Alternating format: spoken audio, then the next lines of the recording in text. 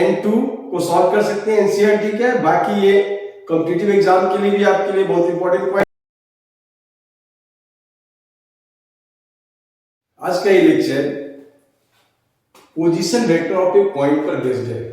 Vector में point को किस तरह से रिप्रेजेंट करते हैं, वेक्टर फॉर्म में पॉइंट को कैसे रिप्रेजेंट किया जाएगा, इस बात पर आज हम डिस्कस करने जा रहे हैं। तो सबसे पहले हम बात कर रहे हैं कि जब वेक्टर में किसी पॉइंट की बात होती है तो एक रेफरेंस पॉइंट लेते हैं जिसके रिस्पेक्ट में आप दूसरे पॉइंट की बात करते हैं। सपोज वो एक फिक्स पॉइंट है, late O is a fixed point and P and Q are two other points and P and Q are two different points.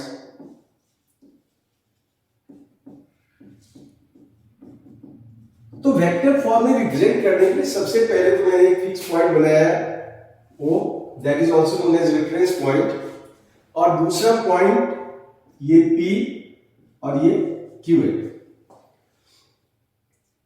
तो जब आप P की बात करते हैं कि with respect to O, then it is called position vector of P। That means कि अगर हम बात करें कि ये P जो है वो O से किस डिस्टेंस पर है, सिमिलरली Q O से किस डिस्टेंस पर है, तो that is called position vector of P। Let this vector is represented by A, then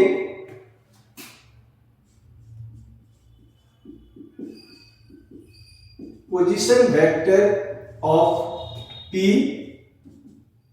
जिसको हम डिनोट करेंगे OP से, इज इक्वल्स टू A। तो देखो P की जो पोजीशन है वो किसके रिस्पेक्ट में है, तो O के रिस्पेक्ट में। तो that is there some fix point and other points are represented with respect to that point. तो यहां पर सबसे पहले मैं बात किया कि P O के रिस्पेक्ट में कहां पे, that is position vector of P represent करेंगे OP से, जिसको सिंबल के लिए हमने A वेक्टर का नाम दिया है, and then position vector of Q जिसको हमने OQ से रिप्रेजेंट किया है, and this is equals to B। तो हमने इसे B से रिप्रेजेंट कर दिया है। तो देखो हर पॉइंट की पोजीशन होती है वेक्टर में, हर पॉइंट की अपनी पोजीशन वेक्टर होती है, जिसको हम सिंपली कहते हैं एक फिक्स पॉइंट या रेफरेंस पॉइंट। अब नेक्स्ट पॉइंट है कि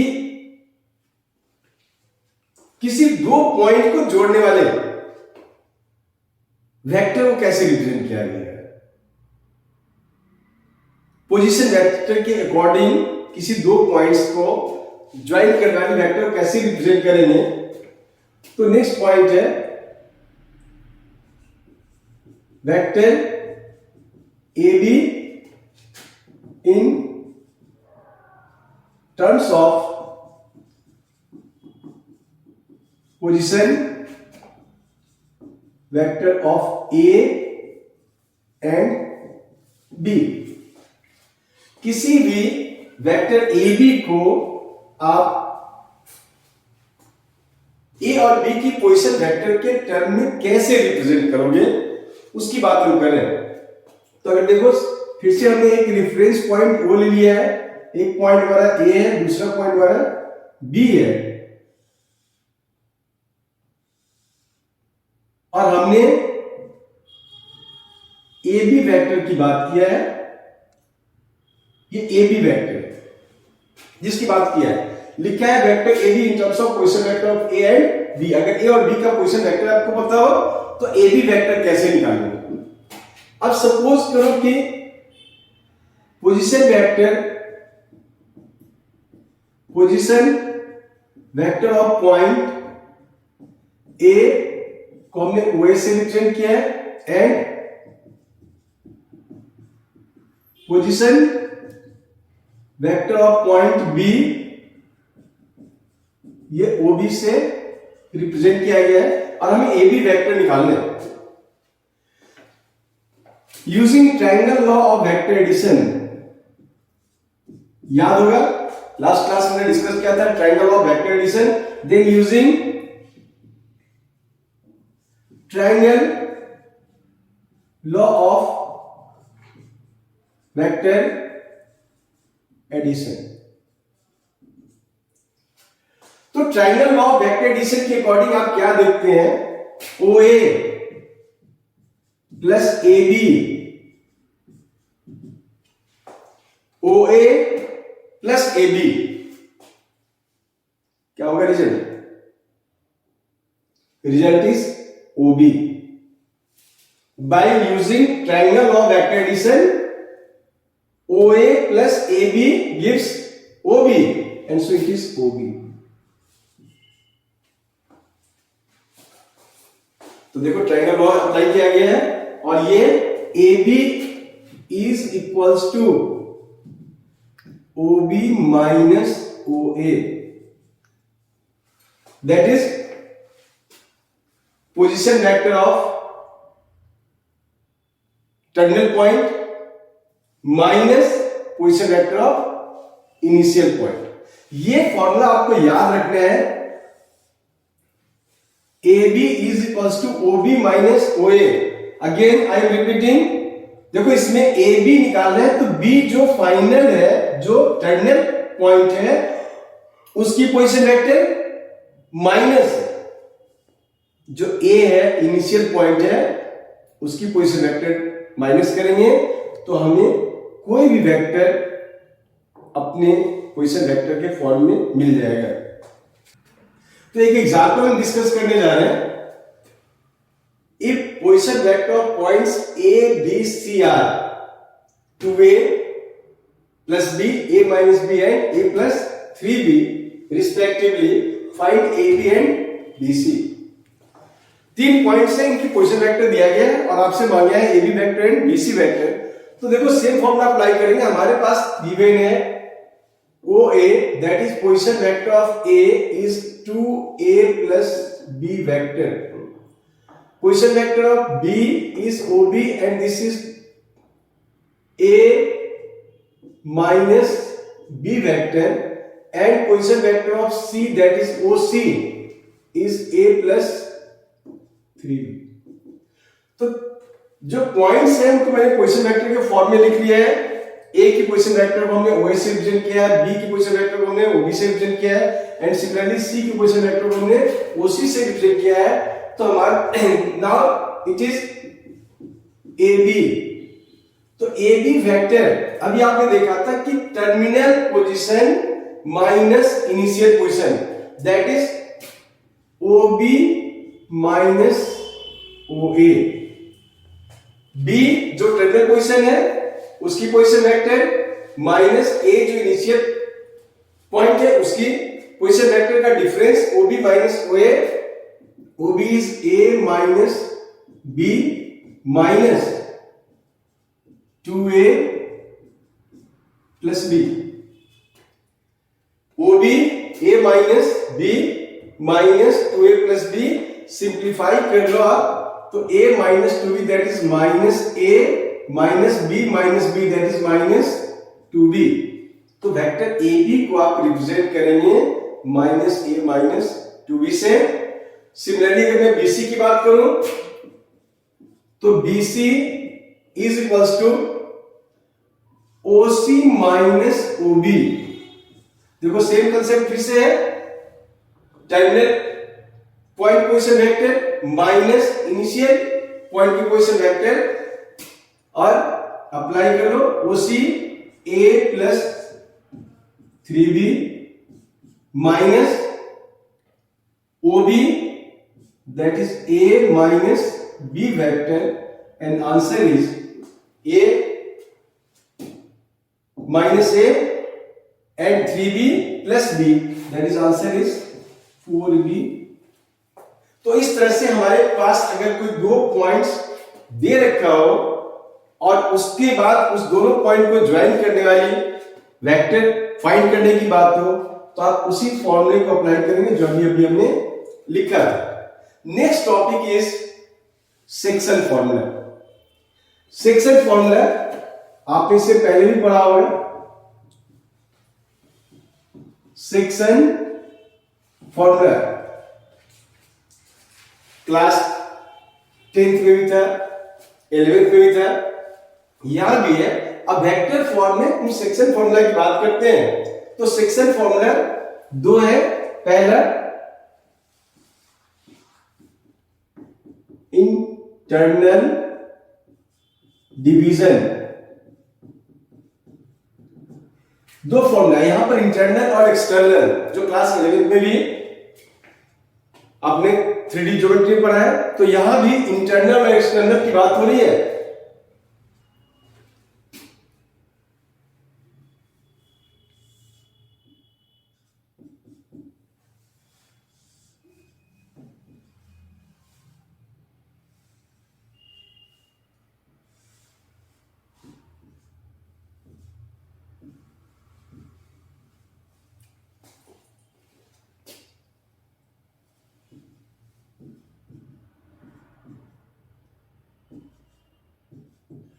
तो देखो यहां पर हमारे पास में ए बी दो पॉइंट्स हैं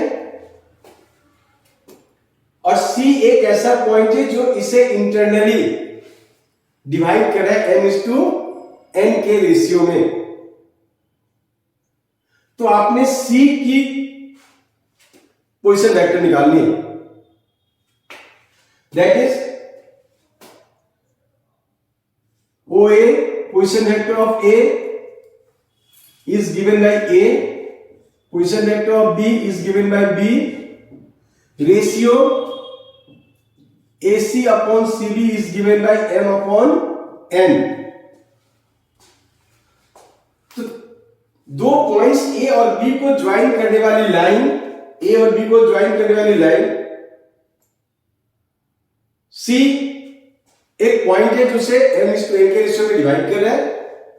अब हम जानना चाहते हैं कि what is the vector C, या बात करें तो what is the position vector of point C।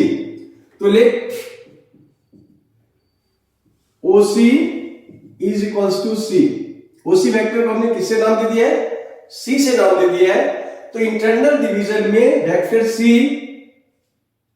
That is OC is equals to vector C and this is given by M into B plus N into A upon M plus N।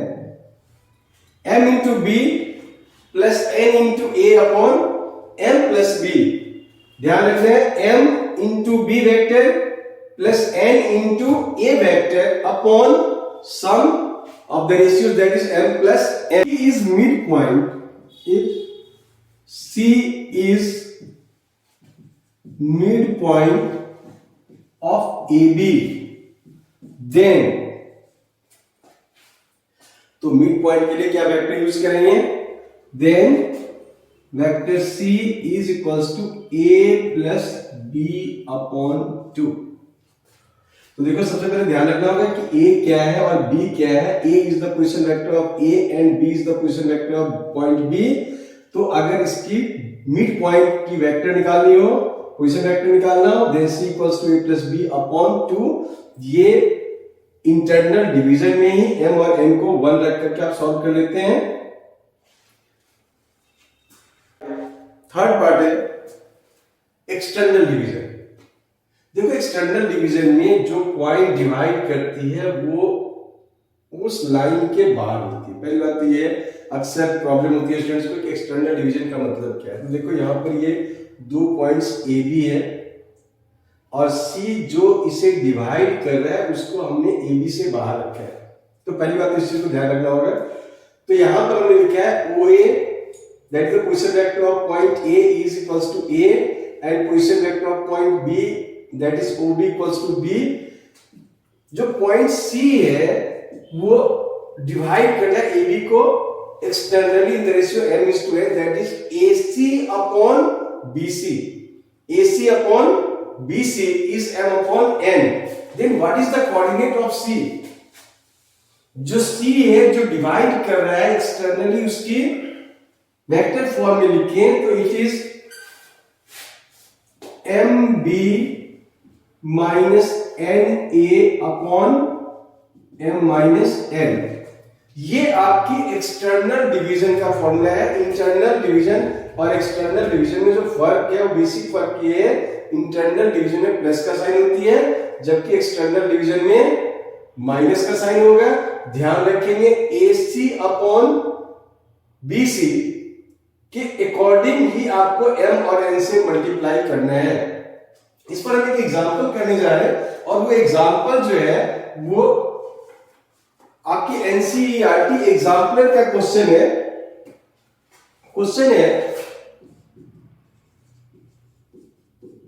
Example हम लेने जा रहे हैं. Example जो है find the position vector, find the position vector of point R which divides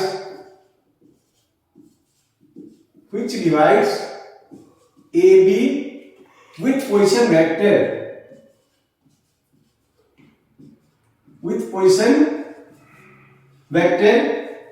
AB with position vector OA equals to 2A plus B and OB is equals to A minus 2B in ratio 1:2. A internally, B externally. This is NCERT exemplar problem. तो NCERT में ये question दिया गया है exemplar में कि अगर AB जो लाइन है उसे डिवाइड R कर रहा है तो उस R की पोजीशन वेक्टर आपने बताना है. अगर वो दो बार क्वेश्चन है, एक बार इंटरनल डिवीजन एक बार एक्सटर्नल डिवीजन है, तो फर्स्ट हम क्या देख रहे हैं कि जो गिवन है हमारे पास में वो है OA equals to 2A plus B, OB vector is A minus 2B और रेशियो M:N 1:2 गिवन है. तो फर्स्ट कंसीडर करेंगे इंटरनली कि अगर हम बात करें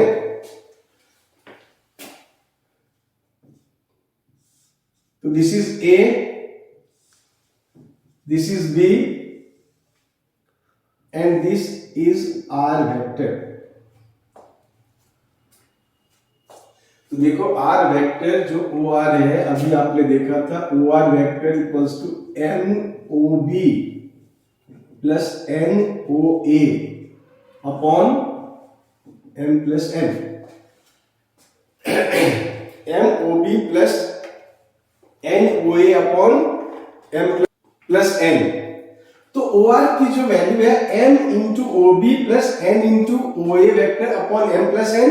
अगर आप देखो तो M1 और OB A minus 2B A vector minus 2 vector plus N 2 into OA that is 2A plus B vector upon 1 plus 2. 1 plus 2. अब आप इसे सिंप्लीफाई करेंगे तो this is A plus 4A that is 5A and 2B minus and 2B positive that is answer is 5A upon 3. तो internally division में जो R की position vector है वो 5A upon 3 है. सिमिलरली अगर हम बात करें एक्सटर्नल डिवीजन की, तो एक्सटर्नल डिवीजन में आपने केवल, मैंने कहा था कि केवल साइन चेंज करना है, that is position vector of R, it is O R equals to M O B minus N O A upon M minus N.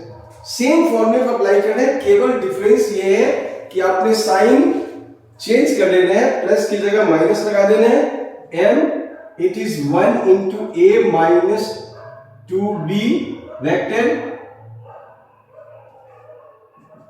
Minus 2 into 2a vector plus b vector upon 1 minus 2। आप इसे simplify करोगे, a minus 4a that is this is minus 3a vector minus 2b that is minus 4b vector upon minus 1 and final answer is 3a plus 4b vector। ये एक example का question है, important question है।